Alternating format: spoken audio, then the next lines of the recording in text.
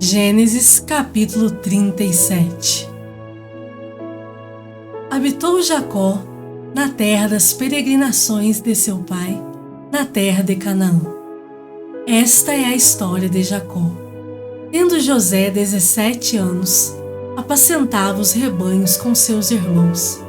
Sendo ainda jovem, acompanhava os filhos de Bila e os filhos de Zilpa, mulheres de seu pai, e trazia más notícias deles a seu pai. Ora, Ismael amava mais a José que a todos os seus filhos, porque era filho da sua velhice, e fez-lhe uma túnica talar de mangas compridas. Vendo, pois, seus irmãos, que o pai o amava mais que a todos os outros filhos, odiaram-no e já não lhe podiam falar pacificamente. Teve José um sonho e o relatou a seus irmãos. Por isso, o odiaram ainda mais. Pois lhes disse: Rogo-vos, ouvi este sonho que tive. Atávamos feixes no campo. E eis que o meu feixe se levantou e ficou em pé, e os vossos feixes o rodeavam e se inclinavam perante o meu. Então lhe disseram seus irmãos: Reinarás com efeito sobre nós? E sobre nós dominarás realmente? E com isso tanto mais o odiavam, por causa dos seus sonhos e de suas palavras. Teve ainda outro sonho e o referiu a seus irmãos, dizendo: Sonhei também que o sol, a lua e 11 estrelas se inclinavam perante mim. Contando-o a seu pai e a seus irmãos, repreendeu-o o pai e lhe disse: Que sonho é esse que tiveste? Acaso viremos eu e tua mãe e teus irmãos a inclinar-nos perante ti em terra? Seus irmãos lhe tinham ciúmes. O pai, no entanto, considerava o caso consigo mesmo. E, como foram os irmãos apacentar o rebanho do pai em Siquém, perguntou Israel a José: Não apacentam teus irmãos o rebanho em Siquém? Vem, enviar-te-ei a eles. Respondeu-lhe José: Eis-me aqui. Disse-lhe Israel: Vai agora e vê se vão bem teus irmãos e o rebanho, e traze-me notícias. Assim, o enviou do vale de Hebrom, e ele foi a Siquém. E um homem encontrou a José, que andava errante pelo campo. Ele perguntou: Que procuras? Respondeu: Procuro meus irmãos. Dize-me, onde apacentam eles o rebanho? Disse-lhe o homem: Foram-se daqui, pois ouvi-os dizer: Vamos a Dotã. Então seguiu José atrás dos irmãos e os achou em Dotã. De longe o viram e, antes que chegasse, conspiraram contra ele para o matar. E diziam um ao outro: Vem lá o tal sonhador. Vinde, pois, agora, matemo-lo e lancemo-lo numa destas cisternas, e diremos: Um animal selvagem o comeu. E vejamos em que lhes darão os sonhos. Mas Rúben, ouvindo isso, livrou-o das mãos deles e disse: Não lhe tiremos a vida. Também lhes disse Rúben: Não derrameis sangue, lançai-o nesta cisterna que está no deserto, e não ponhais mãos sobre ele. Isto disse para o livrar deles, a fim de o restituir ao pai. Mas, logo que chegou José a seus irmãos, despiram-no da túnica, a túnica talar de mangas compridas que trazia, e, tomando-o, o lançaram na cisterna, vazia, sem água. Ora, sentando-se para comer pão, olharam e viram que uma caravana de ismaelitas vinha de Gileade. Seus camelos traziam aromatas, bálsamo e mirra, e levavam para o Egito. Então disse Judá a seus irmãos: De que nos aproveita matar o nosso irmão e esconder-lhe o sangue? Vinde, vendamo-lo aos ismaelitas, não ponhamos sobre ele a mão, pois é nosso irmão e nossa carne. Seus irmãos concordaram. E, Passando os mercadores midianitas, os irmãos de José o alçaram e o tiraram da cisterna, e o venderam por 20 siclos de prata aos ismaelitas. Estes levaram José ao Egito. Tendo Rúben voltado à cisterna, eis que José não estava nela. Então rasgou as suas vestes e, voltando a seus irmãos, disse: Não está lá o menino, e eu para onde irei? Então tomaram a túnica de José, mataram um bode e a molharam no sangue. E enviaram a túnica talar de mangas compridas, fizeram-na levar a seu pai e lhe disseram: Achamos isto. E enviaram a túnica talar de mangas compridas, fizeram-na levar a seu pai e lhe disseram: Achamos isto. Vê se é ou não a túnica de teu filho. Ele a reconheceu e disse: É a túnica de meu filho. Um animal selvagem terá comido. Certamente José foi despedaçado. Então Jacó rasgou as suas vestes e se cingiu de pano de saco e lamentou o filho por muitos dias. Levantaram-se todos os seus filhos e todas as suas filhas para o consolarem.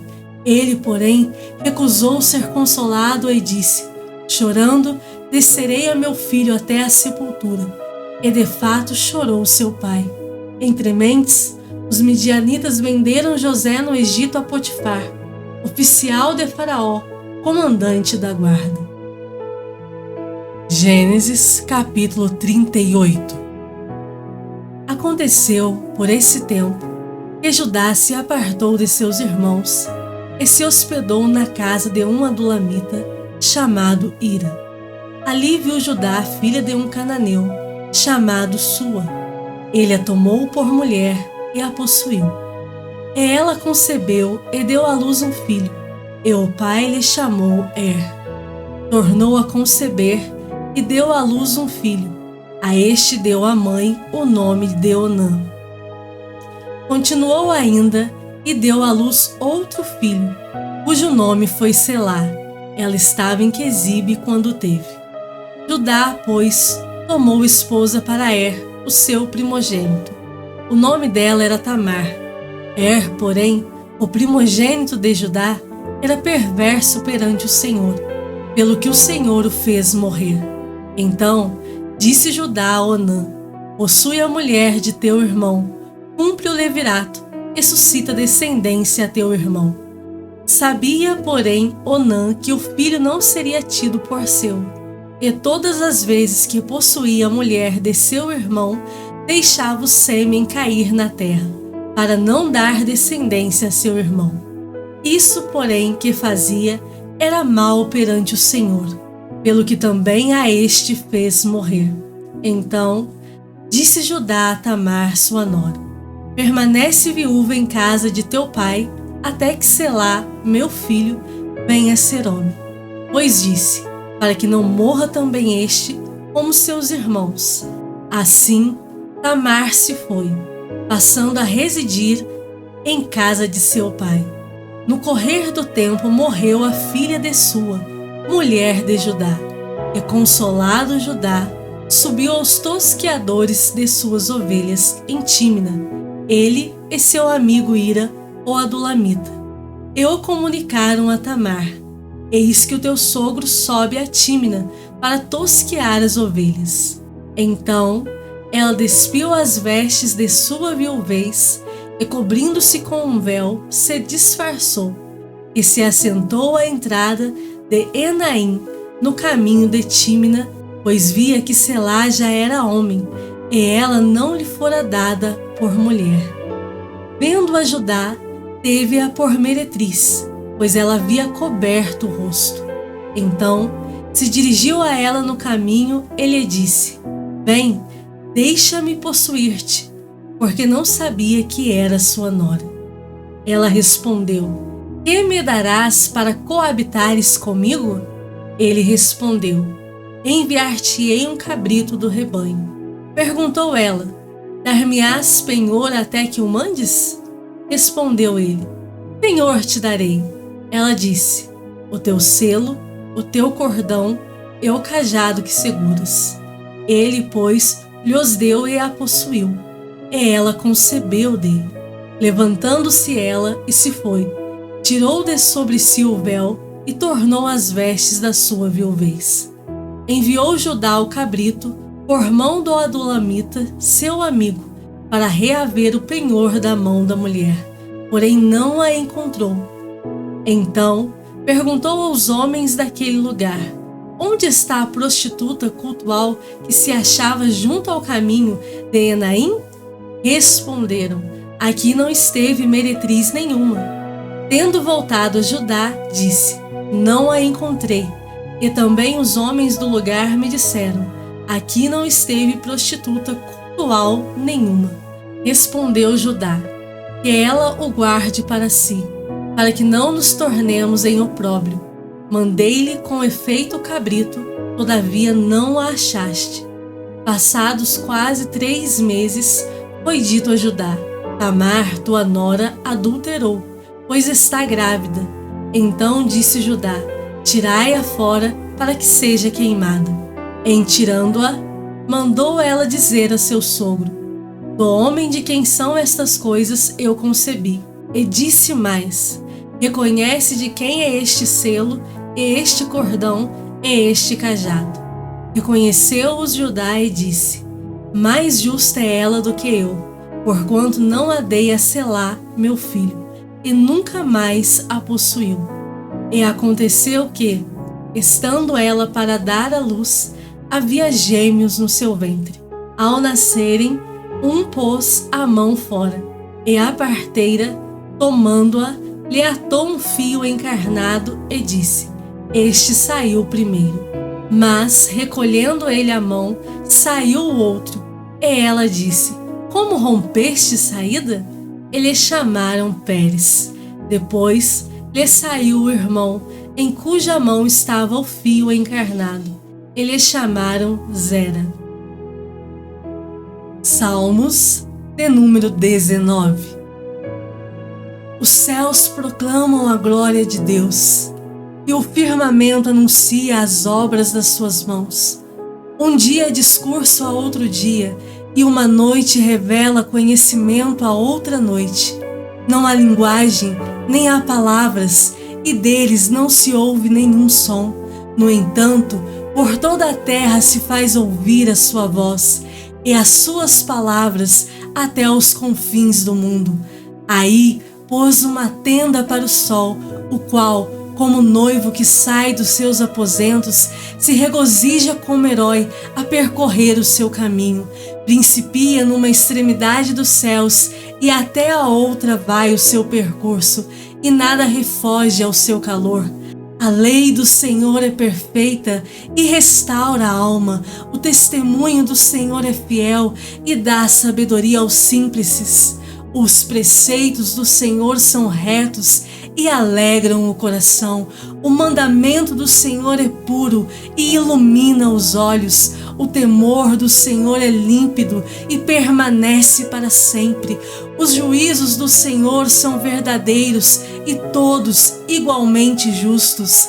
São mais desejáveis do que ouro, mais do que muito ouro depurado, e são mais doces do que o mel e o destilar dos favos. Além disso, por eles se admoesta o teu servo, em os guardar a grande recompensa. Quem há que possa discernir as próprias faltas? Absolve-me das que me são ocultas. Também da soberba guarda o teu servo, que ela não me domine. Então serei irrepreensível e ficarei livre de grande transgressão. As palavras dos meus lábios e o meditar do meu coração sejam agradáveis na tua presença, Senhor, rocha minha e redentor meu. Mateus capítulo 27. Ao romper o dia, todos os principais sacerdotes e os anciãos do povo entraram em conselho contra Jesus para o matarem. E amarrando-o, levaram-no e o entregaram ao governador Pilatos. Então Judas, o que o traiu, Vendo que Jesus fora condenado, tocado de remorso, devolveu as 30 moedas de prata aos principais sacerdotes e aos anciãos, dizendo: pequei, traindo sangue inocente. Eles, porém, responderam: que nos importa? Isso é contigo. Então Judas, atirando para o santuário as moedas de prata, retirou-se e foi enforcar-se. E os principais sacerdotes, tomando as moedas, disseram: não é lícito deitá-la no cofre das ofertas, porque é preço de sangue. E tendo deliberado, compraram com elas o campo do oleiro para cemitério de forasteiros.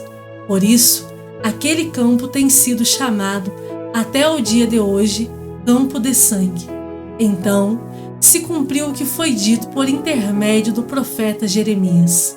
Tomaram as 30 moedas de prata, preço em que foi estimado aquele a quem alguns dos filhos de Israel avaliaram, e as deram pelo campo do oleiro, assim como me ordenou o Senhor.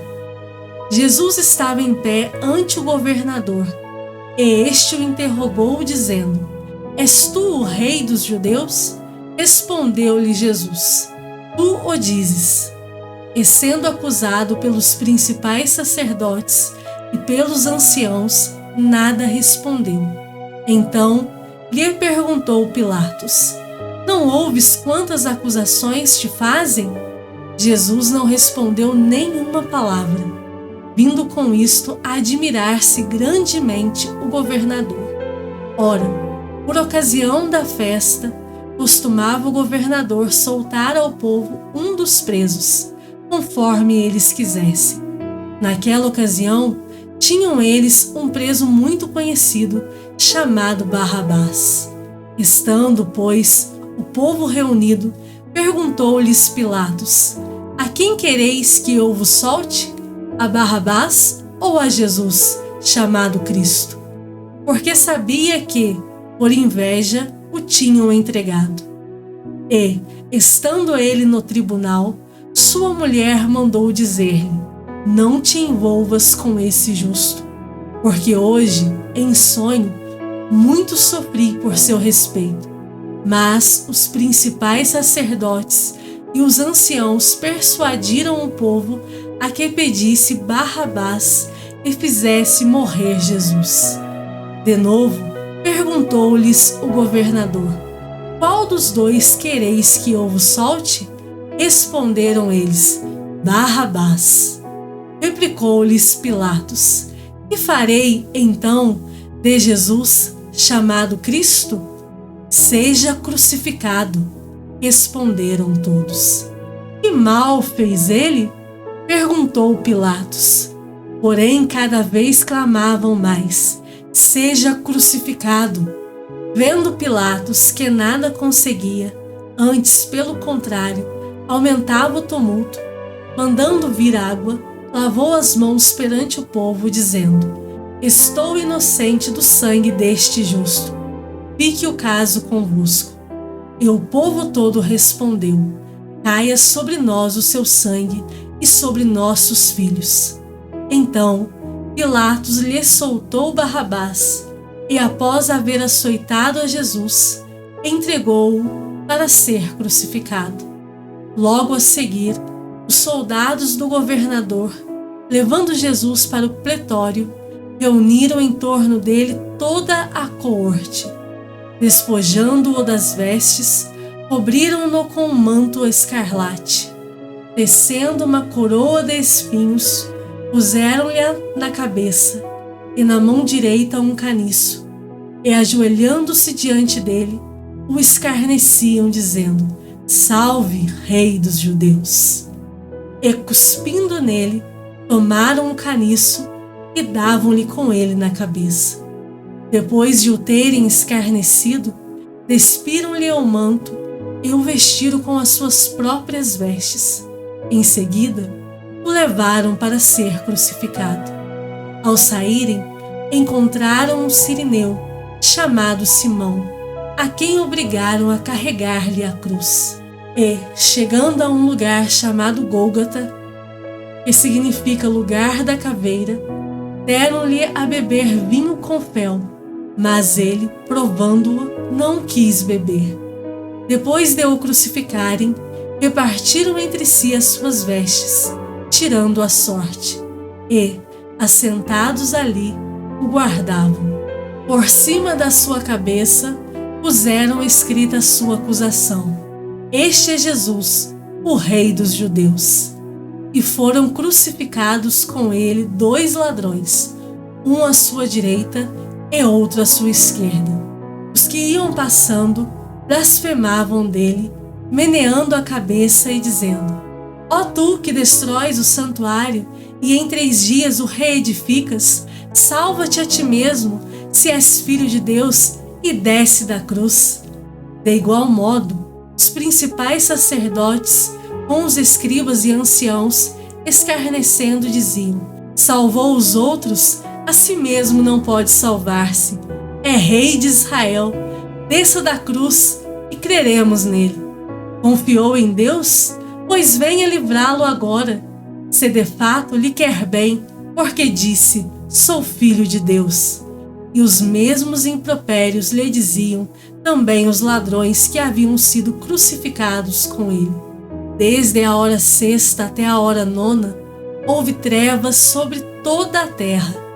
Por volta da hora 9ª, clamou Jesus em alta voz, dizendo: Eli, Eli, lama sabactani.